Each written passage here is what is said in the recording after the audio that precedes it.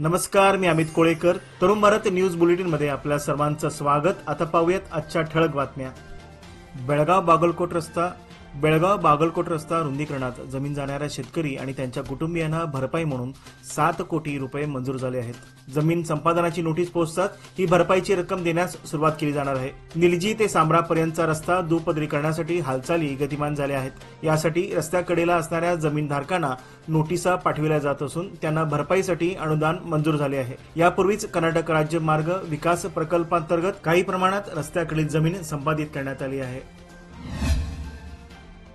नवी दिल्लीच्या संरक्षण विभागाच्या संसदीय स्थायी समितीने आयोजित केलेल्या अभ्यास दौऱ्याच्या निमित्ताने हैदराबाद शहरात विविध संरक्षण विभागांच्या प्रमुखांसोबत महत्वपूर्ण चर्चा पार पडली. या बैठकीत बेळगाव शहराशी संबंधित संरक्षण विभागाचे मुद्दे सुद्धा उपस्थित करण्यात आले. विशेषतः टिळकवाडीतील वाळवेकर प्लॉट आणि चौगुलेवाडी ते पापामळा या दरम्यानचा बंद रस्ता जो संरक्षण विभागाच्या अधिकारात येतो तो सार्वजनिक वापरासाठी खुला करण्यात यावा, अशी मागणी समितीच्या सदस्यांनी संसदीय स्थायी समितीचे अध्यक्ष राधामोहन सिंग यांच्यासमोर मांडली. तसेच या रस्त्याचा सर्वसामान्य नागरिकांना वापर करण्याची परवानगी मिळावी यासाठी आवश्यक कारवाई करण्याची विनंती करण्यात आली. या बैठकीसाठी जगदीश शेट्टर यांच्यासह संरक्षण विभागाचे संसदीय स्थायी समितीचे सदस्य उपस्थित होते. कंगाळी बुद्रुक परिसरात गुरुवारी रात्री पडलेल्या तुरळक अवकाळी पावसामुळे भात कापणी केलेल्या शेतकऱ्यांची एकच तारंबळ उडाली आहे. परंतु ज्या शेतकऱ्यांनी कापणी केलेल्या भाताच्या गंजा घातल्या आहेत त्यांना दिलासा मिळाला आहे. ज्या शेतकऱ्यांनी कापणीबरोबर मळणीसाठी खळ्यामध्ये टाकलेले आहेत त्यांना हा पाऊस मात्र त्रासाचा ठरणार आहे. एकंदर सदर अवकाळी पावसाने शेतकरी वर्गाची झोप उडविल्याचे चित्र सर्वत्र दिसून येत आहे.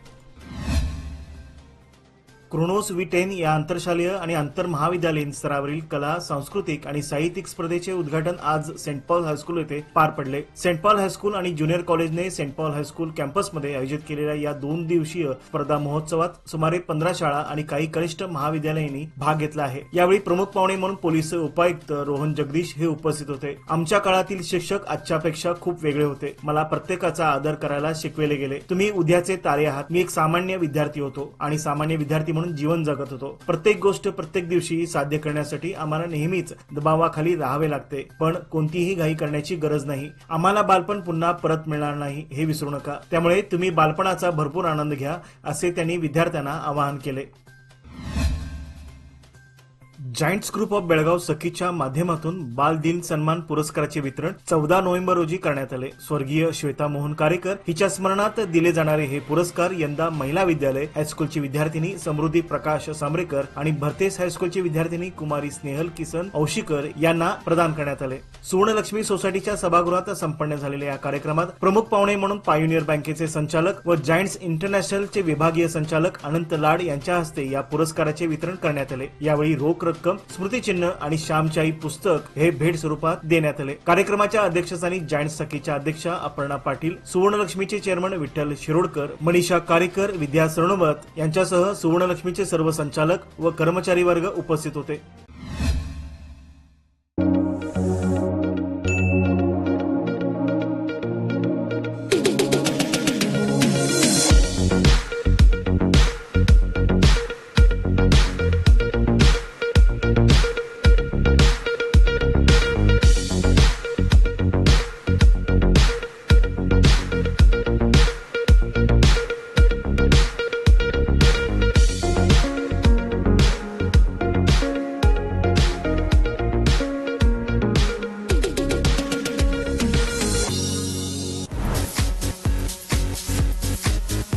तरुण भारत प्रेझेंट्स घरकुल real estate and construction material exhibition 2024, the 11th edition, organized by Rotary Club of Venugram Belgaum and Consulting Civil Engineers Association Belgaum with diamond sponsorship Priya Shakti Steels.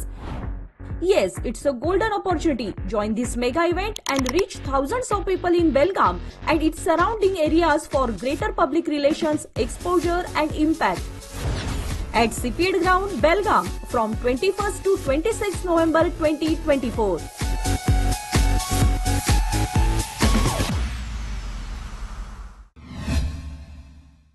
चव्हाड गल्ली बेळगाव येथील मराठी शाळा नंबर 5 मध्ये माजी विद्यार्थी संघ आयोजित विश्वासराव धुराजी पुरस्कृत अक्षरलेखन सराव पाट्या वितरणाचा कार्यक्रम संपन्न झाला। कार्यक्रमाच्या अध्यक्षस्थानी माजी विद्यार्थी संघाचे सदस्य विश्वासराव धुराजी हे उपस्थित होते। कार्यक्रमाच्या सुरुवातीला माजी विद्यार्थी संघाचे सदस्य व व्यावसायिक स्वर्गीय उत्तम पोरवाल यांना श्रद्धांजली वाहण्यात आली। या प्रसंगी बोलताना रवी नाईक यांनी सुंदर हस्ताक्षर हा एक दागिना असून मुलांनी आपल्या हस्ताक्षराकडे लक्ष दिले पाहिजे असे सांगितले। यानंतर बोलताना माजी विद्यार्थी संघाचे अध्यक्ष दीपक किल्लेकर यांनी या नाविन्यपूर्ण उपक्रमाचा परिचय करून दिला। दरम्यान शाळेचे मुख्याध्यापक मुचंडीकर यांनी माजी विद्यार्थी संघाच्या विविध उपक्रमाविषयी गौरवोद्गार काढले। यावेळी अरुण कांगलेसह माजी विद्यार्थी सदस्य पालक बहुसंख्येने उपस्थित होते। कार्यक्रम पार पाडण्यासाठी व्ही पाटील आणि पी ए माळी यांनी अथक परिश्रम घेतले।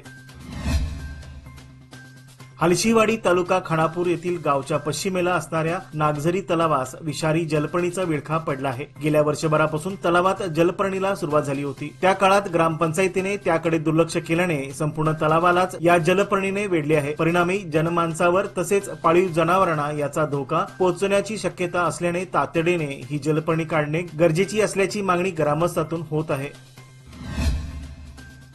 गव्हाण निप्पाणी रस्त्याची दुरावस्था झाल्याने नागरिक ग्रामस्थ व वाहनधारकांना याचा त्रास सहन करावा लागतो आहे। गव्हाण वाया वाणी मठ मार्गे निप्पाणी हे अंतर जवळपास 3 किलोमीटर इतके आहे। रस्ता खराब झाल्याने काही किरकोळ अपघात होत असतात। मार्गावर जास्त प्रमाणात वाहतूक होत असते। त्यातच गव्हाण गावाला बसच नसल्याने दुचाकी अथवा अन्य वाहनांचा आधार घ्यावा लागतो। हा रस्ता पूर्णपणे खराब झाल्याने रस्त्याची नव्याने निर्मिती करण्यात यावी अशी मागणी नागरिकातून होत आहे।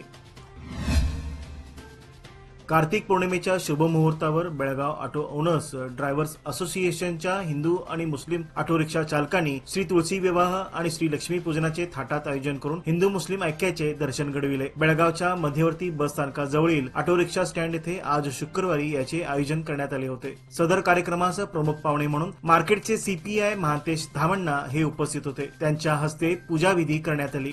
या प्रसंगी संघटनेचे अध्यक्ष मनसूर हुणगेकर, उपाध्यक्ष गौतम कांबळे, सचिव अब्दुल मेस्त्री, दीपक देवळापूर, अजीम मुल्ला, अब्दुल खादर शेख, मलिक मुल्ला, संगाप्पाजी, मोइनुद्दीन मोकाशी, इलियास मुल्ला आदी बरेच ऑटो रिक्षा चालक व निमंत्रित उपस्थित होते। आजरा भागातील किनी परिसरात शिवाजीराव पाटील यांची सैनिक आणि तरुणाईने प्रचार रॅली काढली। सभेवेळी अचानक पावसाने हजेरी लावली, त्यामुळे भर पावसात शिवाजीराव पाटील विरोधकावर बरसल्याचे दिसून आले। लोकसभेत 400हून अधिक खासदार निवडून आणून संविधान बदल करण्याचा डाव भाजपचा होता, मात्र हा डाव सुज्ञ मतदारांनी उधळून लावला। राज्यात महिला असुरक्षित आहेत, 62 लाख युवक बेरोजगार आहेत, शेतकऱ्यांच्या आत्महत्येचा प्रश्न गंभीर बनला आहे। हे सरकार अतिसंवेदनशील आहे, या प्रश्नाकडे यांचे दुर्लक्ष आहे, त्यामुळे सत्तेवर राहण्याचा त्यांना अधिकार नाही। हे सरकार शेतकरी, महिला, युवकांच्या विरोधातील आहे, त्यामुळे बदल करण्याची गरज आहे। फसवणूक करणाऱ्या लोकांना पराभूत करून त्यांना धडा शिकवावा असे आवाहन शिवाजीराव पाटील यांनी केले। यावेळी त्यांनी कोणतेही संविधान पद नसताना आपण चंदगड मतदारसंघाच्या विकासासाठी केलेली कामे आणि सातत्याने लोकांमध्ये राहून केलेले कष्ट याचा दाखला दिला, तरी देखील आपल्यावर होत असलेल्या टीकेवरून विरोधकावर हल्लाबोल केला। यावेळी अशोक चराठी, जयवंत सुतार, अनिरुद्ध केसरकर यांच्यासह कार्यकर्ते, सैनिक मोठ्या प्रमाणात उपस्थित होते। सादर आहे लोकमान्य दुर्गा शक्ती योजना, जी देते तुमच्या गुंतवणुकीवर 10.25% परतावा, तेही फक्त 18 महिन्यांमध्ये। सोबत 1 लाखापर्यंत व्यक्तिगत अपघाती विमा विनामूल्य उपलब्ध। अधिक माहितीसाठी आजच कॉल करा 1800-212-4050। फक्त सभासदांकरिता, अटी लागू। लोकमान्य, जिथं पैसा वाढतो आणि नातं वृद्धिंगत होतं। आज माणगाव येथे नंदाताई कोपेकर यांच्या प्रचारात माननीय शरद पवार दाखल झाले होते। त्यांच्या येण्याने संपूर्ण चंदगडमध्ये उत्साहाचे वातावरण पाहायला मिळाले। त्यांना पाहण्यासाठी आणि त्यांचे भाषण ऐकण्यासाठी मोठ्या संख्येने नागरिकांनी गर्दी केली होती। वस्ताद उतरला चंदगड मैदान लढवायला अशा फलकाने संपूर्ण वातावरण पवारमय झाले होते। कारदगा येथील प्राथमिक आरोग्य केंद्राच्या विकासासाठी कुटुंब कल्याण विभागाच्या वतीने 18.50 लाख रुपयाचा निधी मंजूर झाला आहे। त्या कामाचा शुभारंभ आमदार शशिकला जोल्ले यांच्या उपस्थितीमध्ये गावातील प्रमुख मान्यवरांच्या हस्ते संपन्न झाला। ग्रामीण भागातील जनतेच्या आरोग्याचे सर्वात पहिले साधन म्हणजे सरकारी दवाखाना। मतदारसंघातील बहुतांश दवाखाने हे अत्यंत चांगल्या पद्धतीने तयार केले आहेत। कारदगा येथील सरकारी दवाखान्याची इमारत उभी करताना अनेक अडथळे आले, मात्र त्यातून मार्ग काढत असताना सुसज्ज इमारत होण्यासाठी प्रयत्न करण्यात येत आहेत। त्याचाच एक भाग म्हणून या दवाखान्याच्या नूतनीकरणासाठी 18.50 लाख रुपयाचा निधी मंजूर करण्यात आला आहे। भारताचे थोर स्वातंत्र्य सेनानी आणि बिहारचे सुपुत्र तसेच जनजातीय नेते भगवान बिरसा मुंडा यांची 150वी जयंती देशभरात साजरी करण्यात आली। हा दिवस जनजातीय गौरव दिन म्हणून परिचित आहे। बिरसा मुंडा यांना अभिवादन करण्यासाठी भारताची राजधानी दिल्ली येथे शुक्रवारी एक प्रार्थना सभेचे आयोजन करण्यात आले होते। या कार्यक्रमाचे नेतृत्व राष्ट्रपती द्रौपदी मुर्मू यांनी केले। या कार्यक्रमात पंतप्रधान नरेंद्र मोदी, उपराष्ट्रपती जगदीप धनकर, लोकसभेचे अध्यक्ष ओम बिर्ला, राज्यसभेचे उपाध्यक्ष हरिवंश नारायण सिंग आदी अनेक मान्यवर उपस्थित होते। पंतप्रधान नरेंद्र मोदी यांच्या अध्यक्षतेखाली भारताने नुकतेच 2026 ऑलिम्पिक स्पर्धा आयोजनाकरिता आंतरराष्ट्रीय ऑलिम्पिक समितीकडे अर्ज केला असून त्याबाबतच्या निर्णयाकडे आता तमाम भारतीय खेळाडूंचे लक्ष लागून राहिले आहे। गेल्या काही महिन्यामध्ये पंतप्रधान नरेंद्र मोदी यांनी सुद्धा पॅरिस ऑलिम्पिकच्या पार्श्वभूमीवर भारतातही ऑलिम्पिक स्पर्धेचे आयोजन करणार असे सूतोवाच केले होते। या संदर्भात पंतप्रधान नरेंद्र मोदी यांनी पुढचे पाऊल उचलताना आंतरराष्ट्रीय ऑलिम्पिक समिती यांच्याकडे लेटर ऑफ इंटेंट म्हणजेच ऑलिम्पिक स्पर्धा आयोजनाबाबतचे इच्छादर्शक पत्र दाखल केले आहे। डोनाल्ड ट्रम्प यांनी राष्ट्रवादाचा मुद्दा उचलून धरत युवा मतदारसंघाच्या मदतीने अमेरिकेचे राष्ट्राध्यक्ष पद आपल्या पदरात पाडून घेतले। ट्रम्प यांच्या निवडीमुळे गेल्या 4 वर्षातील धोरणांची दिशा आता उलट बाजूने फिरण्याची चिन्हे दिसू लागली आहेत। युक्रेन युद्धाला दिलेले आर्थिक पाठबळ, नाटोचे अर्थसहाय्य आणि युरोपियन देशाबरोबर व्यापारावरील कर अर्थव्यवस्था बदलणाऱ्या धोरणाची दिशा ठरविणार आहे। पाकिस्तानच्या पंजाब प्रांतात वायू प्रदूषणामुळे गोंधळ उडाला आहे। याचा सर्वाधिक प्रभाव पंजाब प्रांतातील सर्वाधिक मोठे शहर लाहोरमध्ये दिसून येत आहे। परंतु पूर्ण प्रांतच वायू प्रदूषणामुळे प्रभावित झाले आहे। स्थिती बिघडल्याने आणि वायू प्रदूषणाच्या तावडीत सापडल्याने सुमारे 20 लाख लोक आजारी पडले आहेत। ते उपचारासाठी रुग्णालयात पोहोचले आहेत। पाकिस्तानच्या पंजाबमधील आरोग्य विभागानुसार प्रदूषणाने पीडित 19,34,000हून अधिक लोकांनी रुग्णालयामध्ये धाव घेतली। यातील 12 लाख लोक केवळ लाहोर किंवा त्याच्या आसपासच्या भागामधील रहिवासी आहेत। लेबेनॉनची राजधानी बैरूटवर इस्रायलने मोठा वायू हल्ला केला आहे। या हल्ल्यात हिजबुल्ला या दहशतवादी संघटनेचे शस्त्रभंडार उद्ध्वस्त करण्यात आले। तसेच या संघटनेचे 15हून अधिक हस्तक या हल्ल्यात ठार झाल्याची माहिती देण्यात आली आहे। हिजबुल्लाच्या शस्त्रसाठ्याची अचूक माहिती इस्रायलच्या गुप्तचरांनी पुरवली होती। या माहितीच्या आधारावर हा शुक्रवारी हल्ला करण्यात आला आहे। याचबरोबर आजचे बातमीपत्र येथे संपले। अधिक माहिती आणि ताज्या घडामोडी करता पाहत रहा तरुण भारत न्यूज चॅनल। तसेच आमच्या चॅनलला लाईक, शेअर आणि सबस्क्राईब करायला विसरू नका आणि विश्वासार्ह बातम्यांसाठी दररोज वाचा दैनिक तरुण भारत। धन्यवाद।